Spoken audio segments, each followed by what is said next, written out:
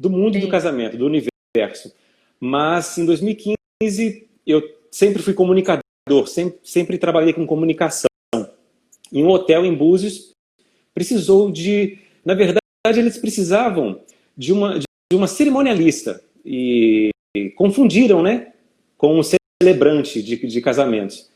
E como eu fazia mestre de cerimônias, que é outro assunto, né, outra vertente, me chamaram. E eu tive aquela oportunidade e falei, vou fazer a minha primeira celebração. E aí descobri o que eu posso chamar de missão de vida. Eu descobri o que realmente me completava e me fazia realmente feliz, porque quando eu comecei a celebrar, eu percebi que eu também da vida daquele casal. Isso em 2015, em Búzios. E agora em 2019 eu vim para Jericoacoara e estou nesse eixo Jericoacoara, Fortaleza, Cumbuco, como você falou, e outras praias também. Iguape, que a gente sempre faz, Aquiraz, né? Uhum, perfeito. Ótimo, é muito bom ter você aqui com a gente e também assim saber que a gente pode contar com você, né, nos casamentos, porque eu acho que essa coisa da essência, da sintonia, ela tem que ser muito autêntica, né? Ela tem que ser muito grande, muito bonita. E me fala aí, Ed, vamos entrar no tema então? Vamos lá, né? Sim, vamos. Interessante entrar no tema. Eu deixo você à vontade. Vai falar sobre isso. Sim. Como escolher corretamente um celebrante de casamentos? Não é novidade que muitos casais, muitas vezes, nem conhecem o papel do celebrante.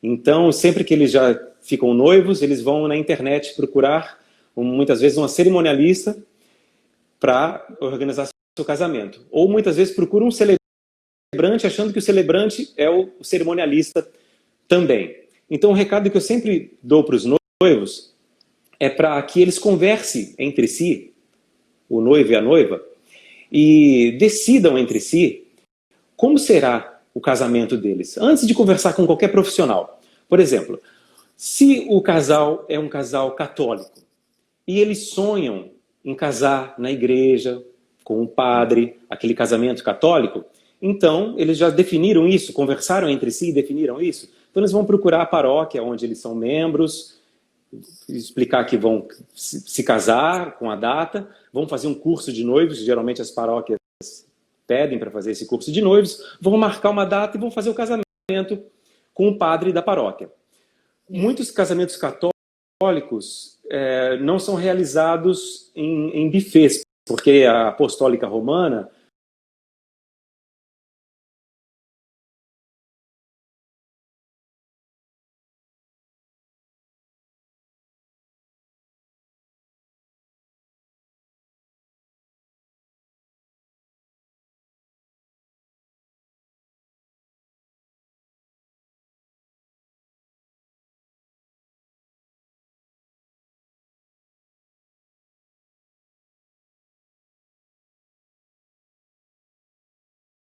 igreja quando eles eram crianças, e eles querem que esse pastor celebre o casamento deles. Também é possível, então eles devem conversar com esse pastor.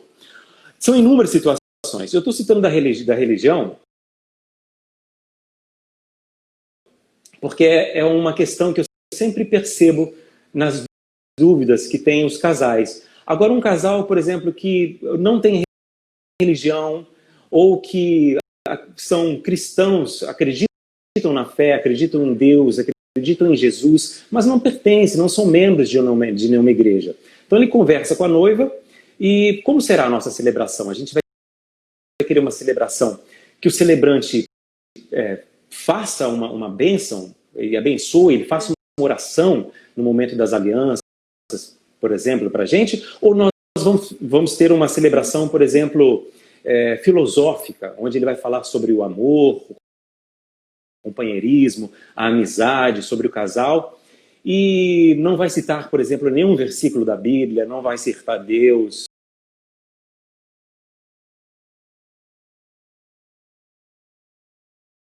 Essa cerimônia do casamento deles, né?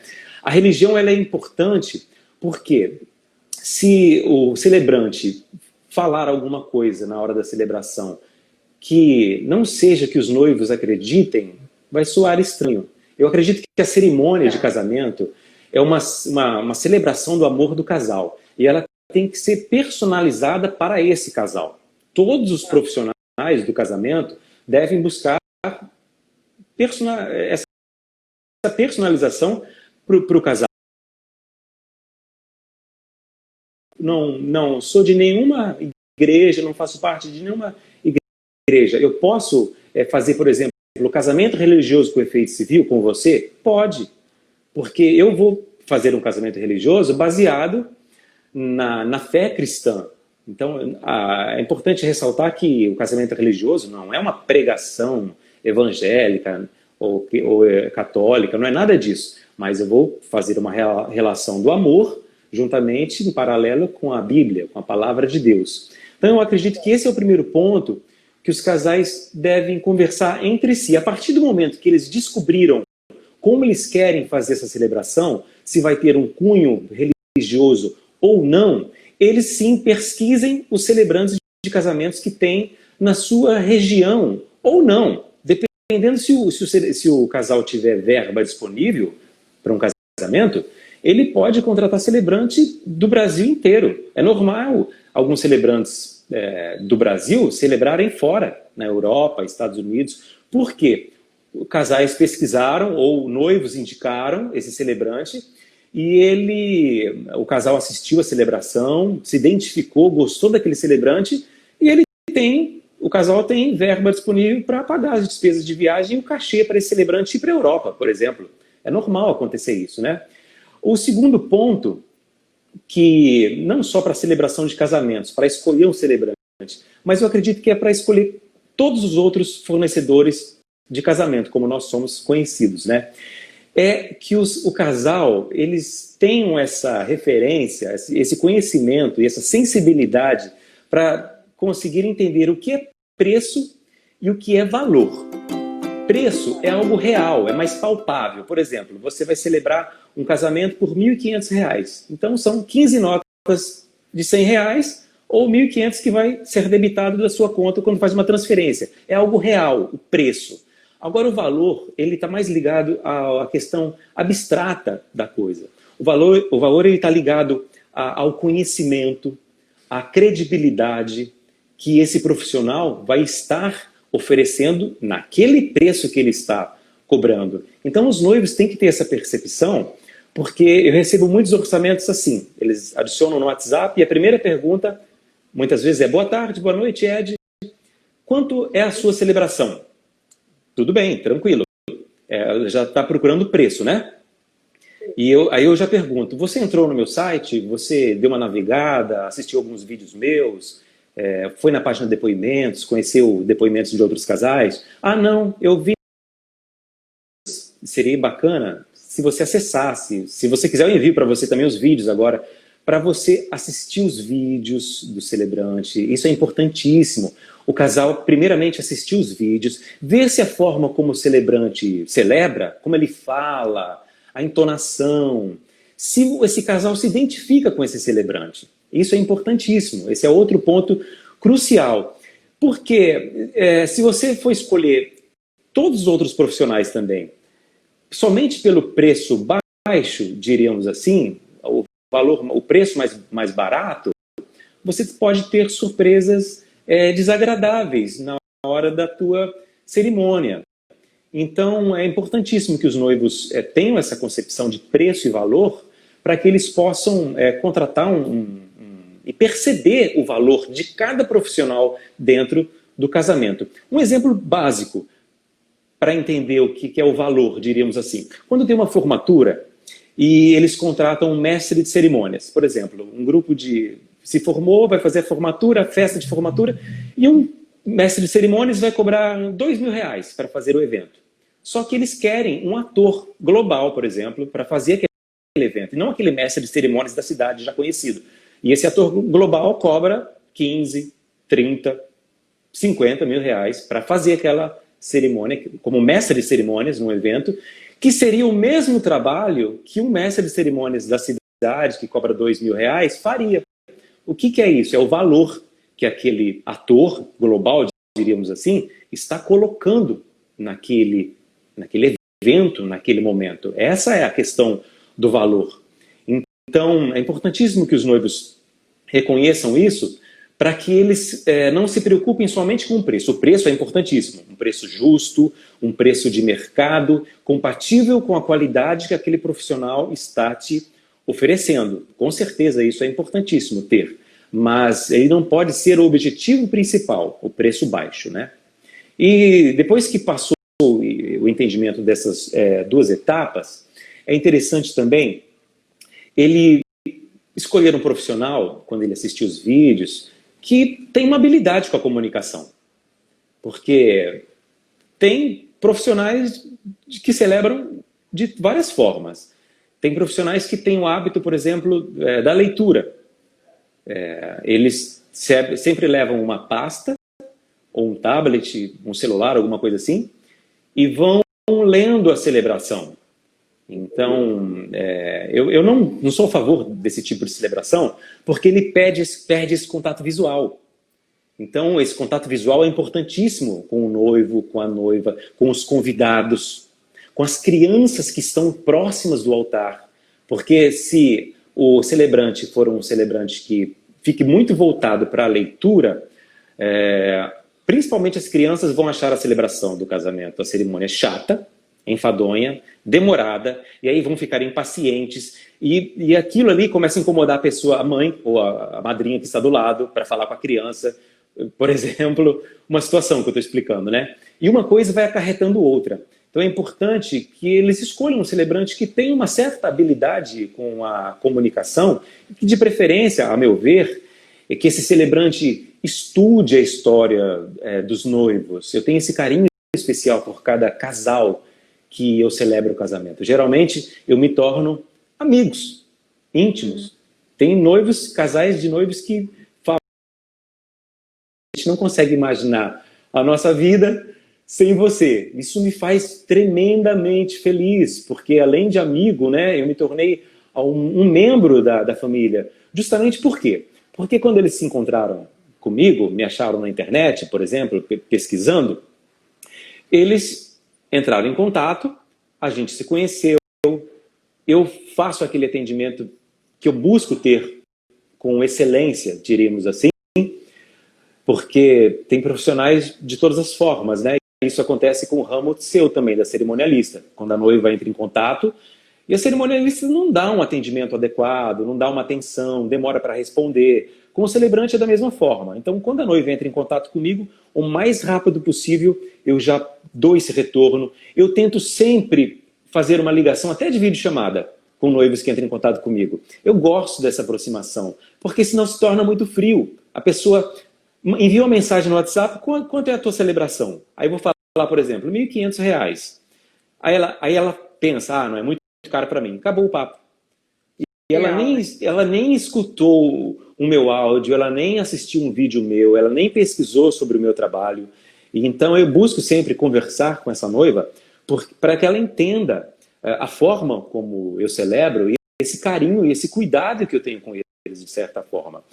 Eu envio sempre para os noivos, depois que eu os conheço, até para noivos que não me contratam. Tem noivos que eu acompanho que eles escolheram outro celebrante, que eles vão casar com um pastor, com um padre, com outro celebrante, mas a gente se aproximou e eu continuo enviando meu material para eles. E eles falam, Ed, a gente não vai casar com vocês, a gente adorou. Com você, né? Você não vai celebrar o nosso casamento, aliás. Mas a gente adorou conhecer você, sabe? E a gente tem uma amizade. Tranquilo, isso não interfere em nada no meu trabalho. Inclusive, muitos noivos que me procuram, eu acabo direcionando esses noivos para a própria igreja que eles fazem parte, para um pastor. Eu sempre me interesso que eles me contratem, óbvio isso. Mas eu penso, principalmente, em resolver a questão do casal. O que eles precisam? O que é melhor para eles? Eu penso nisso. O que é melhor para esse casal? É lógico que se eu puder celebrar, melhor. Mas se não, eu penso que dessa forma, algo divino vai estar me abençoando em tentar, pelo menos, fazer o que eu acho que é o certo, né? E depois que eles fizeram esse contato com o celebrante, eles conheceram o celebrante e perceber se aquele celebrante tem, diríamos assim, um equilíbrio, né? Porque tem celebrações de casamentos que que os noivos são muito festeiros. Isso é legal, eu adoro casamentos assim, que os noivos fazem piadas, né? Só que o casamento, ele também tem um momento de elegância. Então a gente não pode, que desde o início da cerimônia até o final, nós façamos uma celebração sempre com piadas ou com muito humor. A felicidade, o humor, ele está presente. A celebração é um momento feliz. Eu celebro assim. Aquele momento ali é de felicidade extrema. Mas é importante que a elegância do momento, ela não seja, digamos assim, perdida. Então é interessante os noivos buscarem.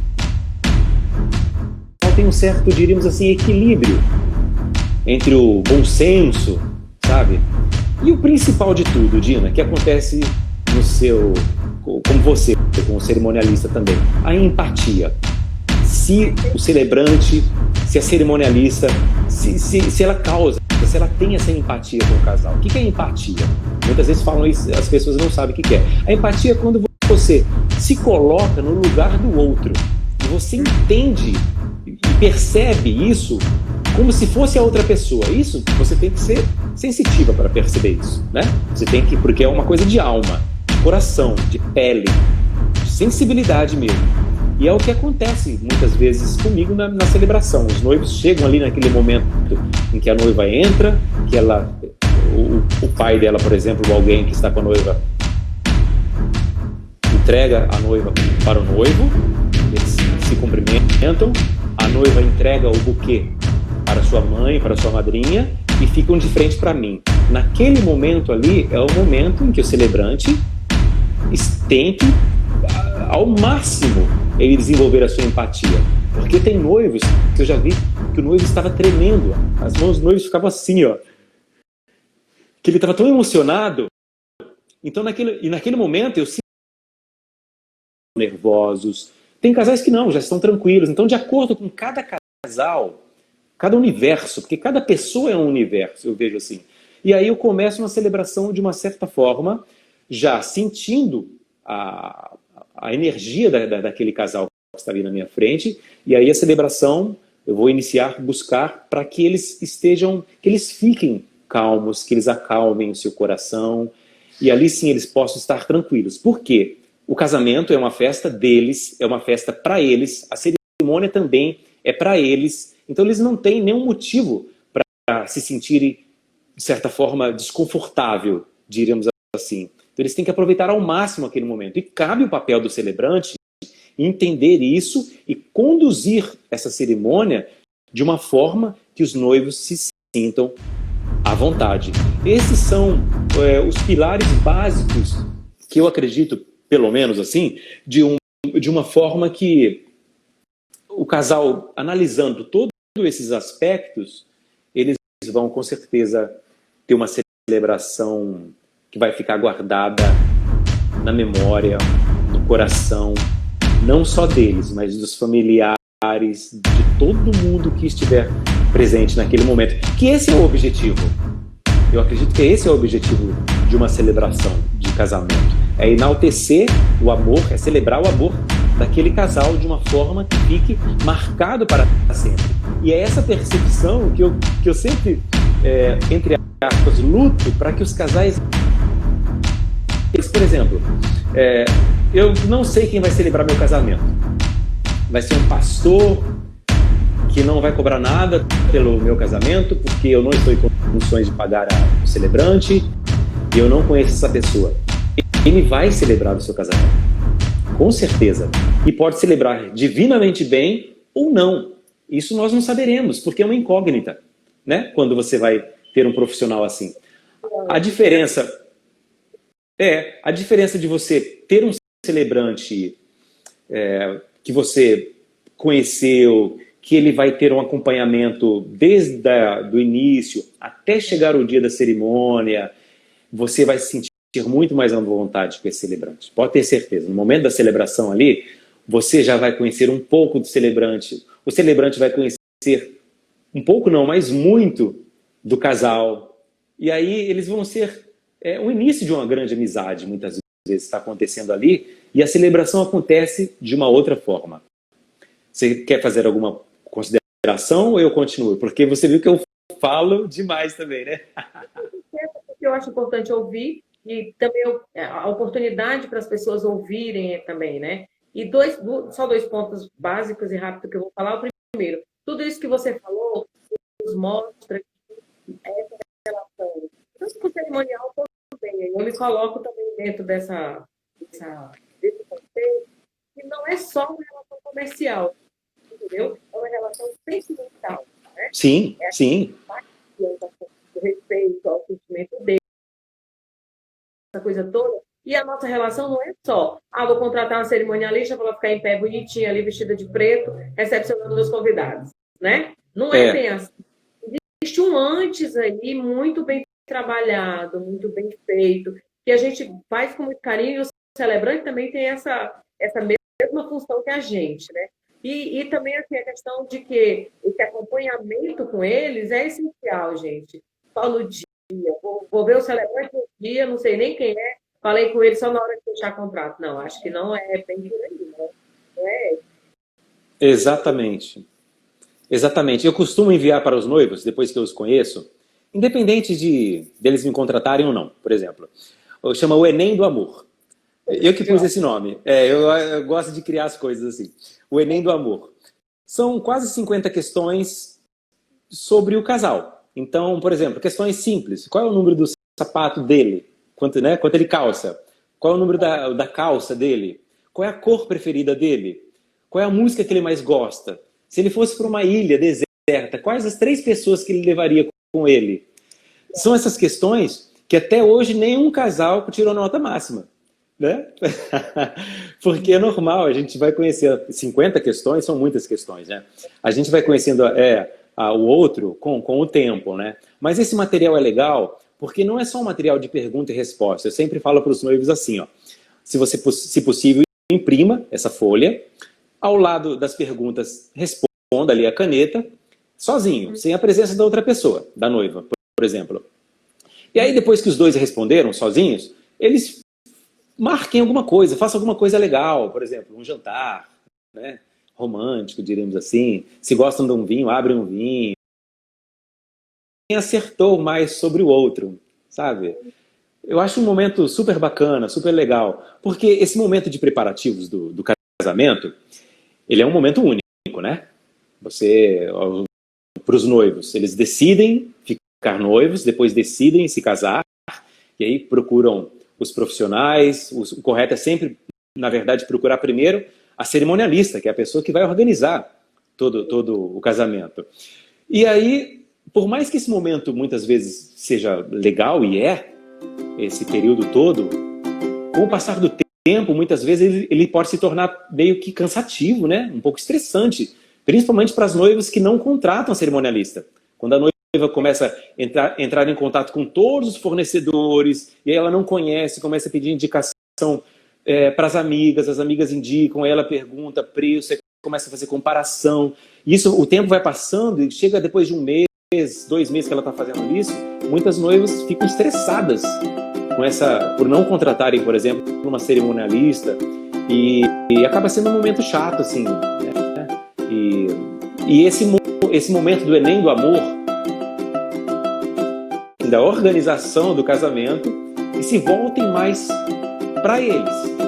Um outro momento muito legal também, eu sempre peço para os noivos, para eles escreverem a história de vida deles e a história deles dois, e enviarem para mim por e-mail. Isso eu acho super bacana, porque, me diz, Dina, quando você para na sua vida, quando a gente faz isso, a gente parar o nosso momento, hoje em dia é num computador, né?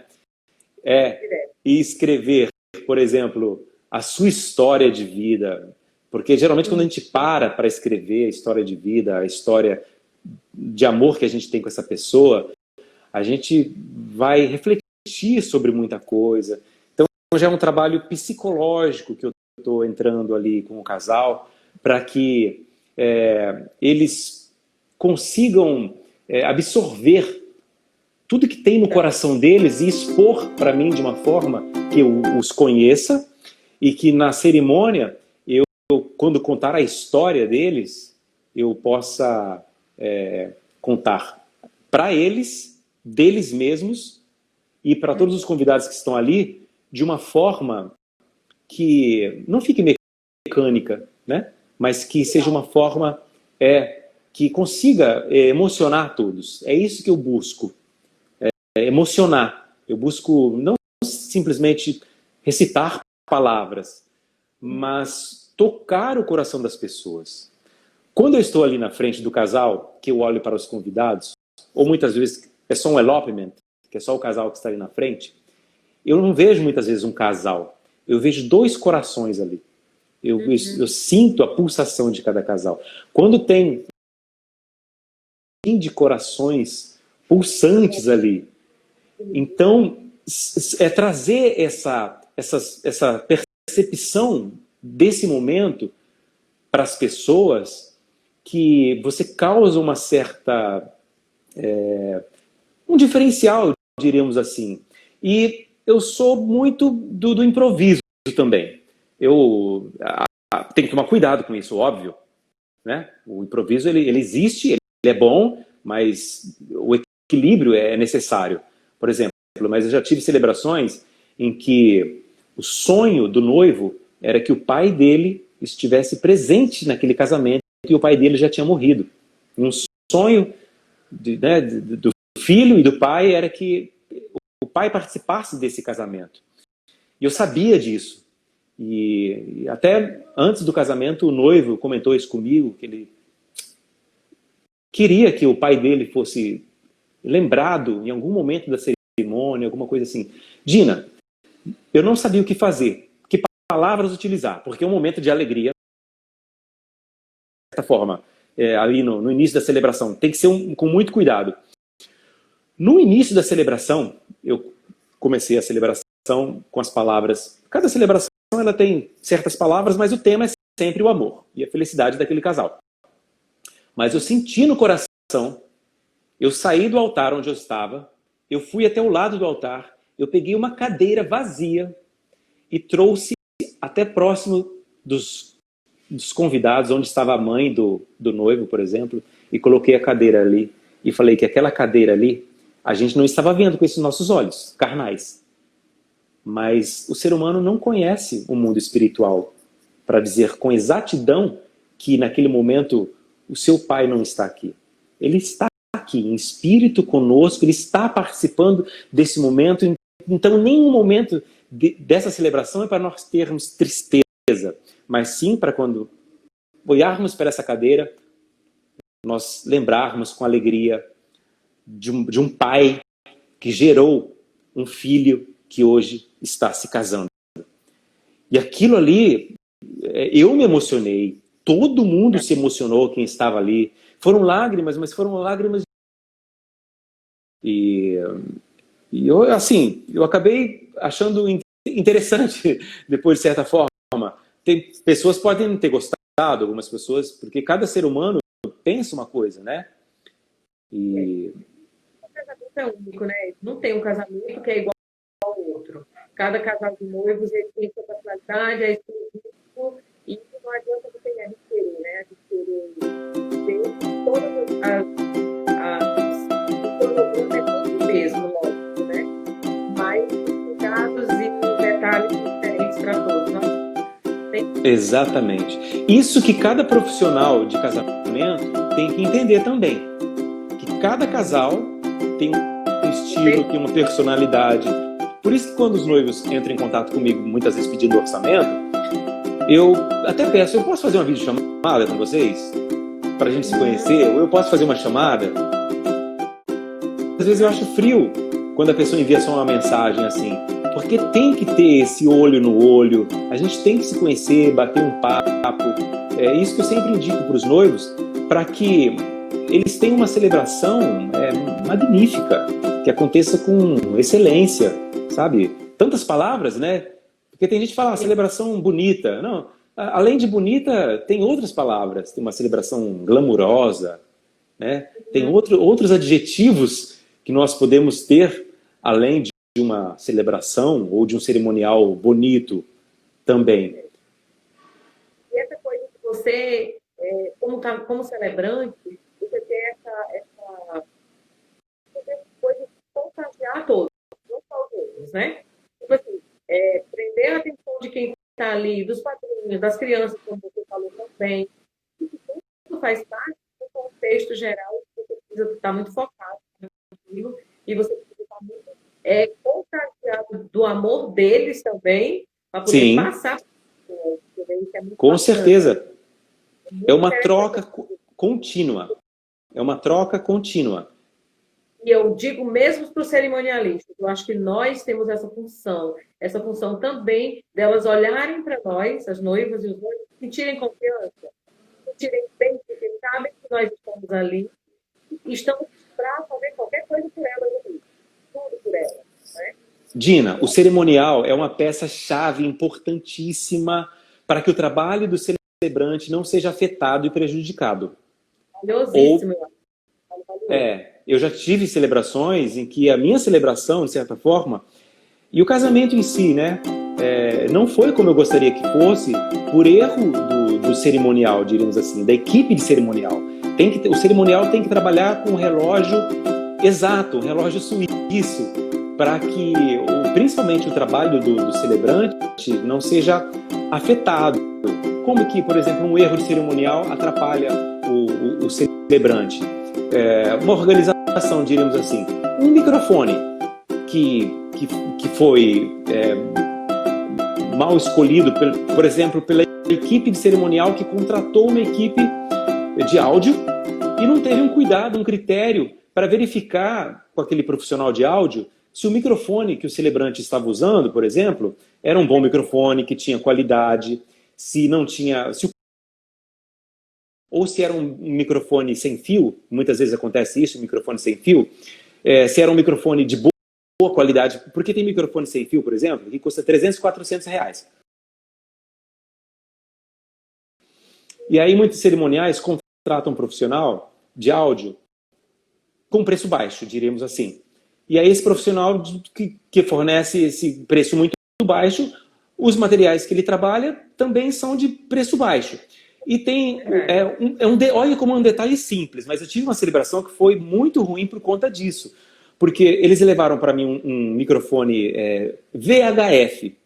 Tem duas frequências. A VHF, ela sintoniza rádios que estão acontecendo. Por exemplo, se próximo da celebração tiver alguém escutando um rádio ligado a uma televisão, aquela televisão pode entrar na frequência do microfone e junto com a minha voz entra um som de rádio.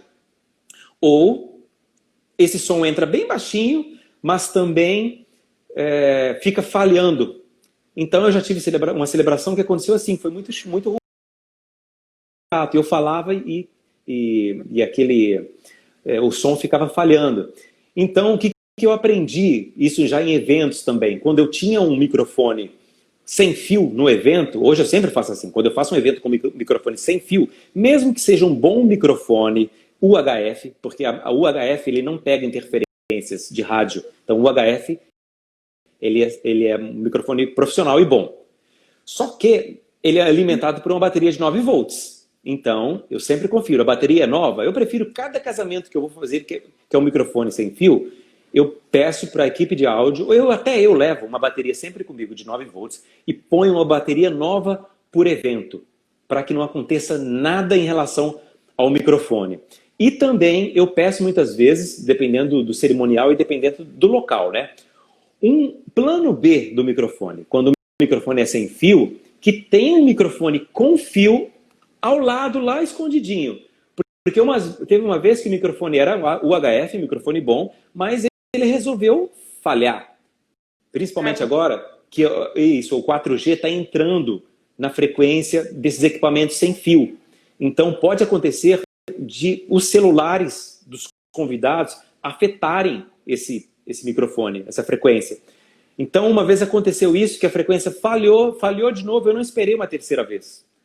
Muito rapidamente, eu tirei aquele microfone sem fio, coloquei na lateral, fui ali onde estava o plano B, peguei o microfone com fio e continuei a celebração, sem problema nenhum. Outro caso é quando a cerimonialista e sua equipe não conseguem ter um diálogo perfeito com a banda ou com o DJ. no volume das músicas e no momento exato de cada momento da cerimônia, da celebração. Por exemplo, quando eu anuncio a entrada das alianças, naquele momento quando eu falo a entrada das alianças, deixa que eu já passei no protocolo, para cerimonial, é imprescindível que a banda não precisa, ou a banda já é acostumada com casamentos, quando ele sentiu aquele momento ali, eles já começam a música da entrada das alianças. E quando a aliança chega lá na minha frente, eu recebo ela na minha mão, eles abaixam o volume e ficam bem baixinhos. Então eu já tive situações em que os profissionais não eram tão experientes, né? E naquele momento ali a música estava muito alta, sabe? Eu já estava com a aliança na mão, eu já estava falando sobre a aliança e faltou uma percepção do profissional. São esses detalhes. Do cerimonial, eu jogo. Sabe por quê? Porque eu acho que tudo quem conduz e quem assessora lá na hora é o cerimonial. Então é necessário que a cerimonialista se prepare e tenha uma sintonia perfeita com o celebrante, ela tem uma sintonia perfeita com o pessoal da música, com os próprios assistentes dela, para que haja cada um no lugar que tem que ter. Eu trabalho com digital, eu entrego tudo para todo mundo. Então, se a pessoa errar, é porque realmente ela não prestou atenção. Mas eu entrego para o pessoal da música todo o roteiro da entrada, do cortejo. Então, assim, ó, se você seguir isso aí no terreiro, ela solta a música, ele sabe o horário. E na hora que entrou o último, ela só faz um gesto suave de mão, pede para ele baixar a música gradativamente para dar início à próxima entrada. É uma sintonia que se faz com calma, com elegância, com tranquilidade, mas tem que estar correto. Exatamente. Exatamente. Né? Então, voltando ao tópico, que é como escolher um celebrante de casamentos, todo esse cuidado que o cerimonial, que a noiva tem que ter na escolha de um cerimonial, por exemplo, também, é esse mesmo cuidado que ela tem que escolher corretamente o celebrante também. Acontece muitas vezes da própria cerimonialista também já ter um celebrante em que ela indica para a noiva. Isso é ótimo, ótimo também, porque as equipes elas vão se formando com o tempo, né? E a partir do momento que você começa a fazer os casamentos, e tem o primeiro, o segundo, o 10º, o 20º, essa equipe vai entrando numa sintonia tão grande que cada um já entende o que o outro vai fazer naquele momento ali. Isso é ótimo também. Só no olhar, um entende o outro. Eu acho isso maravilhoso, sabe? Assim, essa coisa de olhar e dizer, opa, tem uma coisa errada, ela já olhou diferente, né? Exatamente. O pessoal que está aqui assistindo com a gente, tá? Que entrou agora, se quiser fazer alguma pergunta para o Ed, pode ficar à vontade. Ele está aí para responder se vocês tiverem curiosidade ou que não saibam, né? Sim, os casamentos na praia. Os casamentos na praia. Vamos. Fala aí. A gente está com quanto tempo? Oi? Para interagir, se vocês tiverem perguntas, a gente tem algumas cerimonialistas aí, fiquem à vontade. Estou muito bem-vindo, tá? Eu acho muito bacana essa coisa da gente participar de tudo. Não é porque nós vamos conhecer, que nós não podemos trocar ideias, entendeu? Um componente de todo mundo ajudando todo mundo pode ficar de boa, né? Sem nenhum tipo de problema. Então, perguntem aí a curiosidade. Me fala aí, você celebra casamento? Vou perguntar para todo mundo pessoal, tá? Tipo assim, em casamentos você tem uma prática muito grande aí, mas você celebra tudo fora de Jeri, especificamente em Jeri. Repete a pergunta, eu tirei o fone aqui para ver se eu ouço melhor, por favor. O que eu te perguntei, você já tem uma atividade bem frequente lá em Jeri, celebrando casamento, né? Mas isso não quer dizer que você só celebra lá. Você celebra em outros lugares, em outras praias também, né? Como você vai celebrar com a gente lá no Cumbuco, né? E por aí vai. Eu quase celebrei um casamento no verão de Ibiza, que eu já morei em Ibiza, na Espanha. E um casal estava casando lá, infelizmente eu não consegui ir, mas quase eu fui para Ibiza, na Espanha, para celebrar um casamento internacional. Eu celebro onde os noivos forem casar, onde eles quiserem. Como eu estou agora aqui no Ceará, então eu tenho feito muito Jericoacoara, Preá, ali na região, aqui em Fortaleza, em Iguape, na Praia do Presídio, em Aquirás. Mas onde for o casamento dos noivos, se a gente conseguir acertar, tipo assim, custos de viagem, né, de hospedagem, e eu vou lá celebrar com o maior prazer, com o maior carinho. Eu já recebi, a gente tem propostas Perdão. aqui para Natal e para João Pessoa também, na Paraíba. Você celebra casamentos com efeito civil, não é isso também? Explica pra gente um pouquinho, por favor. Também, outro ponto muito interessante são os noivos decidirem logo no início se eles vão fazer o casamento civil no cartório ou se eles vão fazer um casamento religioso com efeito civil, né? Agora, há um adendo aí. Essa lei é antiga, né? E ela diz casamento religioso. Então, sempre que o efeito civil for acontecer num local externo ao cartório, é imprescindível que a cerimônia, que a celebração tenha um cunho, um vínculo, um teor religioso. Novamente eu falo, não é uma pregação bíblica, não é nada disso, até porque ele é religioso. Então, quantas religiões não existem? Existe mais de 1 milhão de religiões. Então, se, por exemplo, o casal é da Umbanda e eles querem fazer um casamento religioso com efeito civil, mas me procuram, eu recomendo para eles procurarem um ministro que seja ligado à Umbanda e que esteja vinculado a alguma entidade da Umbanda que tem um CNPJ, que é assim que funciona, né? E que esse ministro celebre a união deles. Porque aí o ministro vai celebrando de acordo com o que esse casal acredita. Então, se no meu caso, que sou um cristão, eu sou cristão evangélico, mas eu sou cristão, eu acredito em Deus e acredito em Jesus. Então eu celebro para noivos com efeito civil, noivos que são evangélicos, noivos católicos e noivos que são simpatizantes da fé cristã. Não é necessário que os noivos estejam, por exemplo, membros de uma certa igreja, mas se eles acreditam em Deus, têm a fé em Jesus, eu posso fazer para eles um casamento religioso com o efeito civil. O casamento religioso com efeito civil, ele é bem prático, porque se torna um momento só o casamento. Geralmente o casamento civil no cartório, ele é sempre marcado na semana do casamento. Quase sempre ele é assim.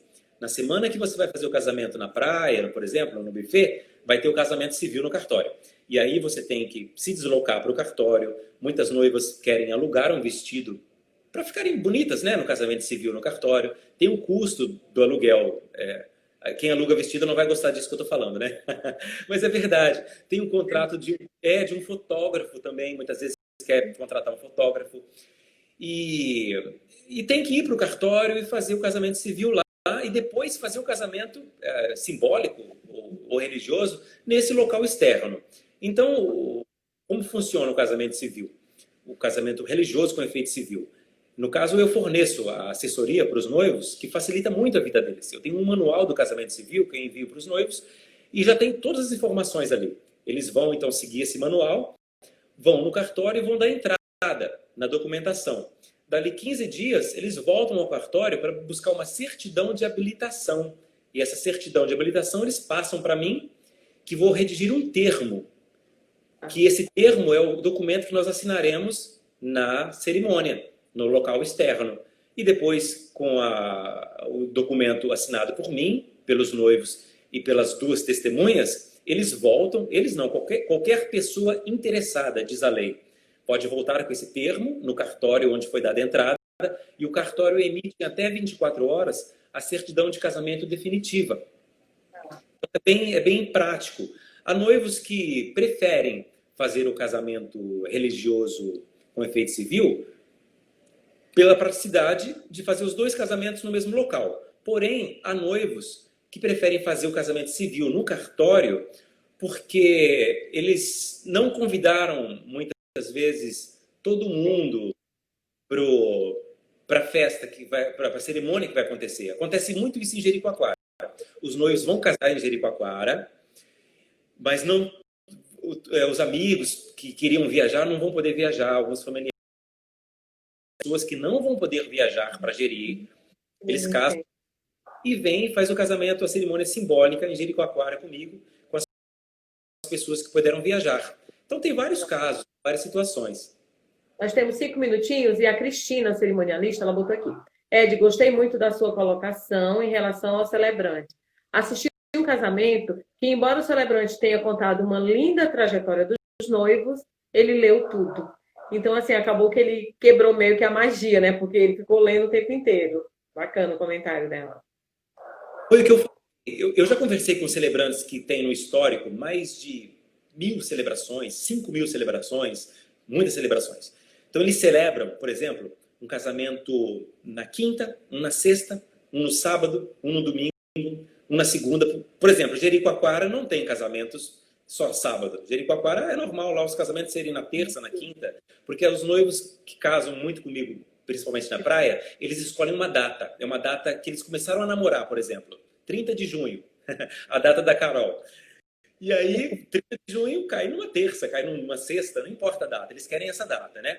Então, esses celebrantes já me disseram que com a quantidade de noivos e de casamentos, dificulta para eles, por exemplo, guardarem na memória todas as histórias desses noivos que eles estão casando.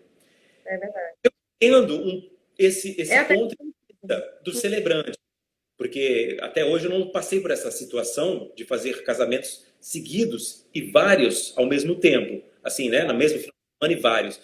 Mas se eu chegar a um ponto onde eu não consiga mais, isso falando de mim, eu demandar a atenção que eu tenho com cada casal que eu tenho neste momento agora, eu vou preferir, talvez, não sei como que vai ser no futuro. Talvez eu negue algumas celebrações, alguma coisa assim. Porque eu acho interessante que o celebrante, ao meu ver, ele tem ele tem que ter essa preocupação em conhecer a história do casal e memorizar essa história, Dina. Sabe como eu faço quando tem celebrações próximas? Eu anoto. Ed, eu vou te cortar porque nós só temos 3 minutos, tá? Eu anoto o nome do casal e as datas principais deles ali. E os pontos chaves. Eu tenho uma cola do meu lado. Dina, se você contar a sua história para mim em 2 minutos, eu já sei a história em 2 minutos. Eu conto para todo mundo a tua história. Entende? Eu acho que você tem que tomar um remédio para a memória e fazer o teu trabalho direito. Eu queria te agradecer por ter aceito o convite. Obrigada às pessoas que assistiram, que estiveram aqui conosco. Obrigada por terem nos prestigiado, tá? Muito grata mesmo. Qualquer coisa, qualquer dúvida, estamos aqui à disposição. Um abraço bem grande, beijo no coração de vocês. O Ed também vai fazer as considerações finais, por favor, que nós temos 2 minutinhos aí, amiga, com você. Pessoal, um beijo, obrigado a todo mundo que participou aí.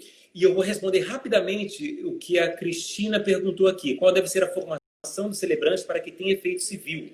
O efeito civil, o celebrante precisa fazer parte de alguma entidade com um CNPJ que seja uma igreja, por exemplo. As igrejas são criadas e são documentadas, regularizadas na prefeitura da sua cidade com um CNPJ. Então, o celebrante de casamentos, ele precisa fazer parte de uma igreja que tenha esse CNPJ. E essa igreja vai dar algum título a esse celebrante, um ministro, ou um celebrante pode se tornar também um pastor, e aí ele vai poder ter o efeito civil como um juiz de paz e como um rabino que faz parte de alguma igreja.